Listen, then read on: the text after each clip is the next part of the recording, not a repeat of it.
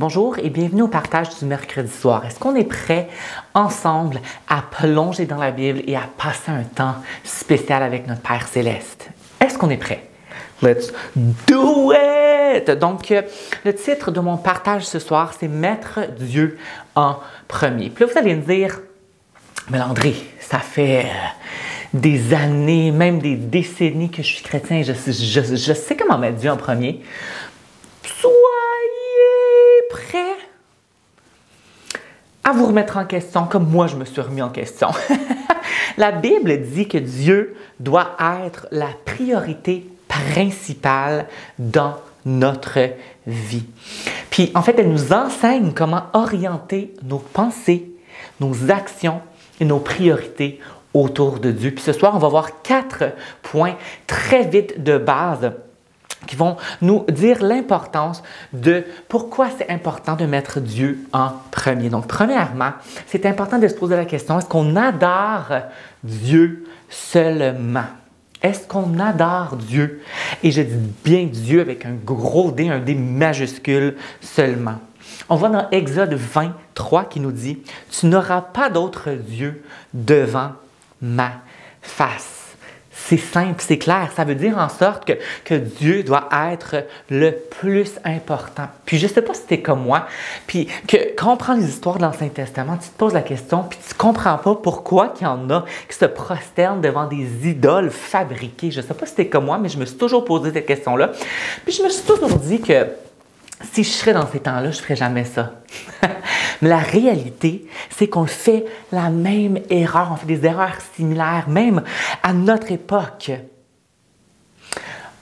Et cette erreur-là, on la fait en accordant trop grande valeur à des choses matérielles telles que l'argent, nos relations, l'apparence, le pouvoir, peu importe.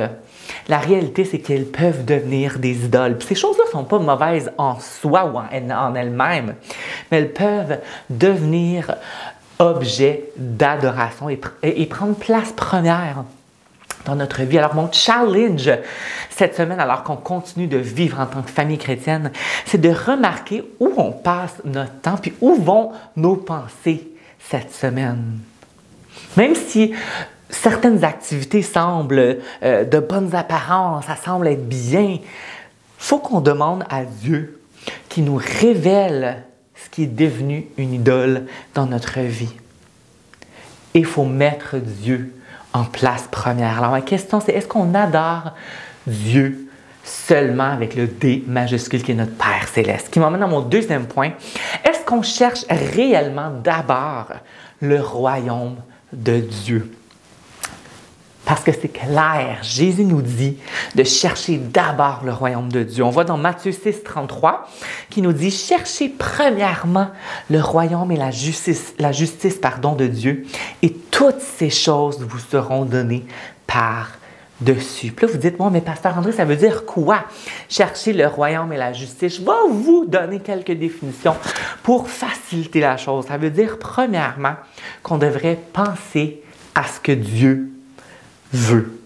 La réalité, c'est qu'on s'inquiète souvent de notre santé, de notre richesse, de nos enfants, de nos parents. C'est pas mal en soi de s'inquiéter, c'est parce qu'on les a tellement à cœur, on les aime tellement, c'est notre seconde nature. Mais Jésus nous dit encore de chercher d'abord le royaume de Dieu et sa justice. Mais c'est quoi? C'est chercher le royaume de Dieu sur terre. C'est aimer Dieu tout simplement, c'est aimer son prochain et c'est s'aimer soi-même. C'est accepter que Dieu, lui, soit Seigneur, que nos voisins, que nous-mêmes, on est ses enfants et que nous sommes aimés de Dieu. Alors cette semaine, j'aimerais qu'on puisse se concentrer en premier sur le Dieu qui nous aime et qui prend soin des personnes que nous, on aime.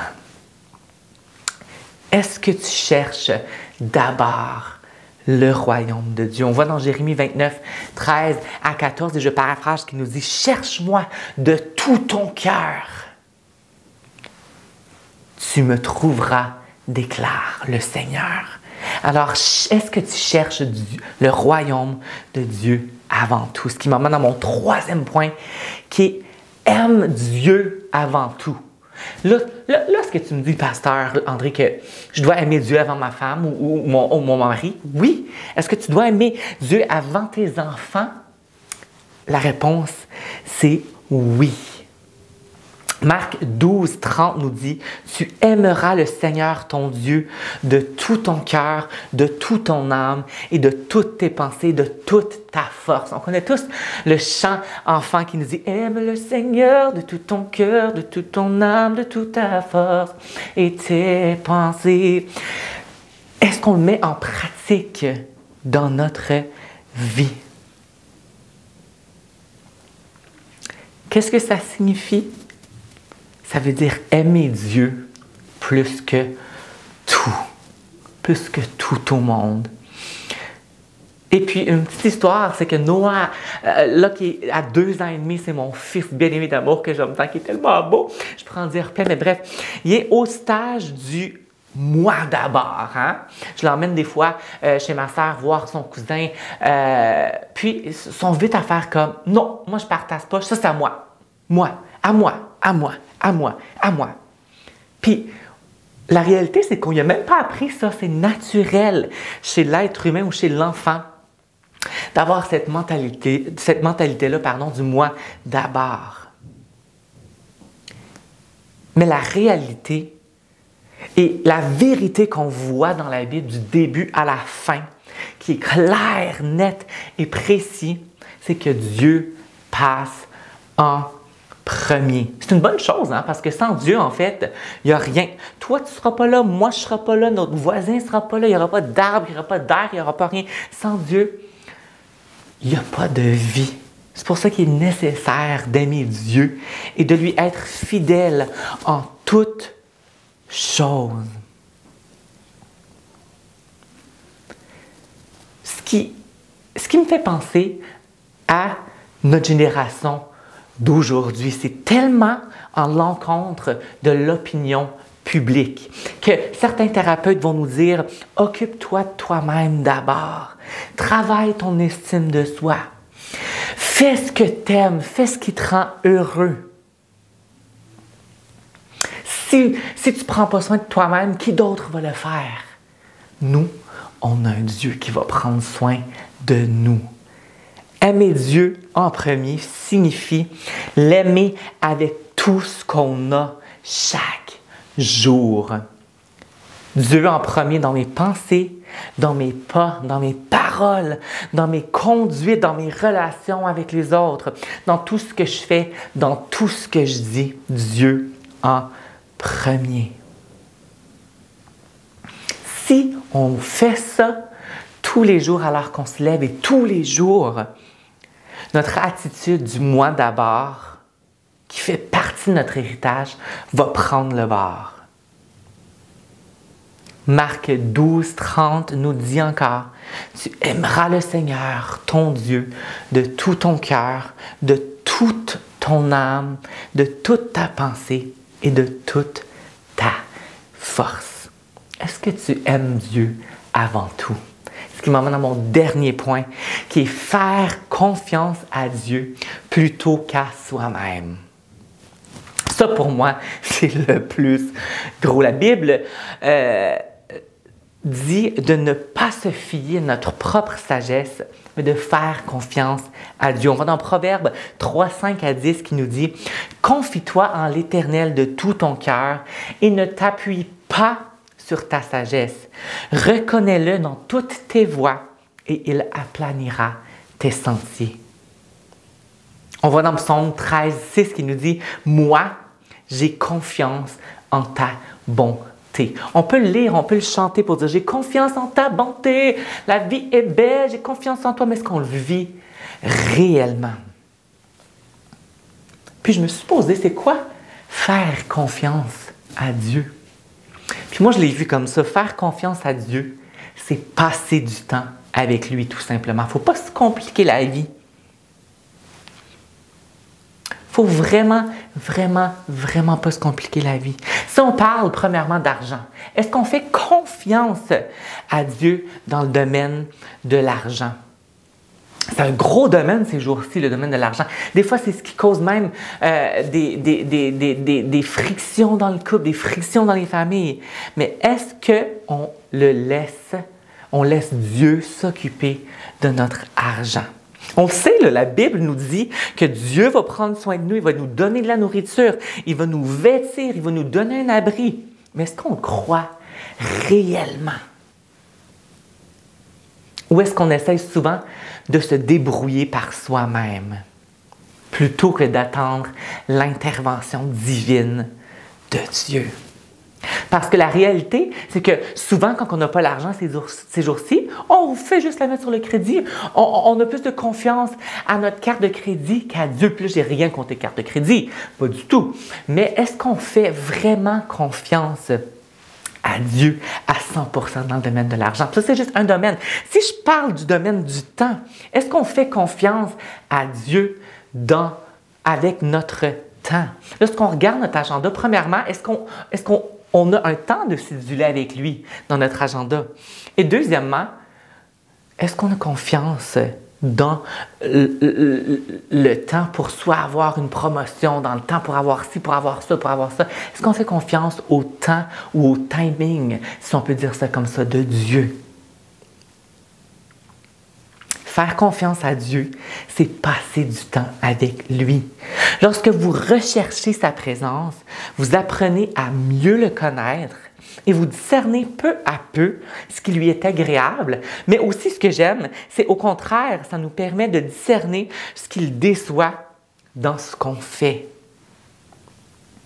Comme pour tout type de relation, celle que vous entretenez avec Dieu se construit avec le temps. Il n'existe pas de raccourci, frères et sœurs. Aucun raccourci ni de solution de remplacement pour le temps qu'on passe avec Dieu. Donc, en résumé, la Bible nous montre que Dieu en premier n'est pas juste une règle religieuse, mais quelque chose qui influence notre relation avec Dieu. En adorant seulement Dieu, en cherchant son royaume, en l'aimant profondément, en lui faisant confiance plutôt qu'à soi-même, on honore sa place primordiale dans notre vie. En faisant tous les 4 points qu'on a énumérés ce soir, on va pouvoir avoir une vie équilibrée, pleine de sagesse divine, parce qu'on ne veut pas se baser sur la nôtre. On va avoir une paix qui va surabonder sur toute chose. Une paix qui vient de la confiance en celui qui nous a créés et qui nous a sauvés et qui fait en sorte qu'on devienne une meilleure personne de jour en jour. Alors, merci Dieu pour ce que tu fais pour nous. Et Dieu, je te demande pardon si je ne te mets pas en premier dans tous les départements de ma vie.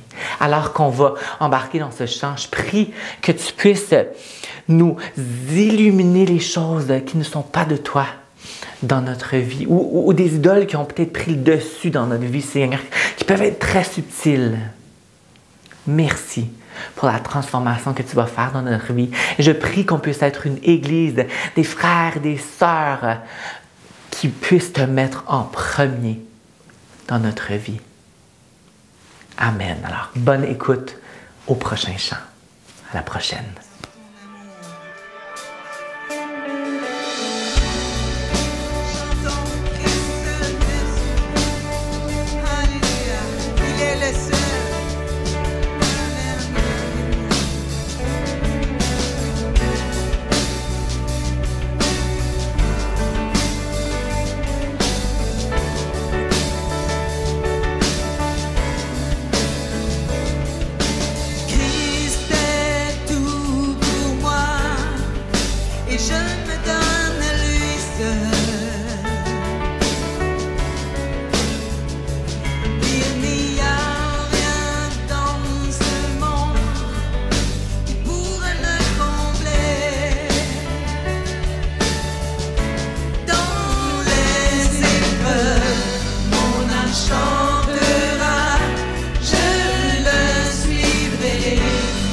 Il m'a sauvé.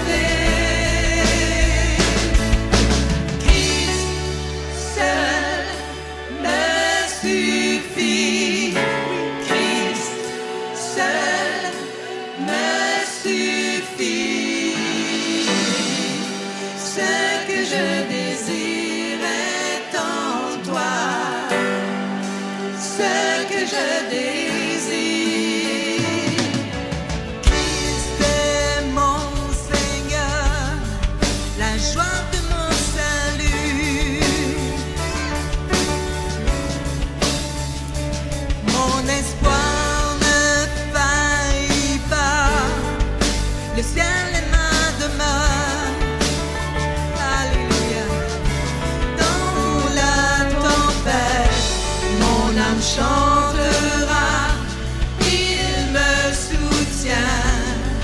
À Dieu soit la gloire. Christ seul me suffit.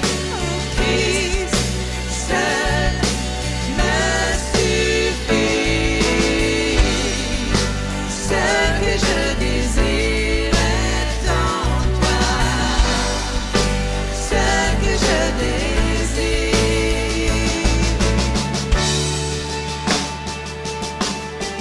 Alléluia. Alléluia. Moi j'ai décidé de suivre Jésus, oui pour toujours. Je le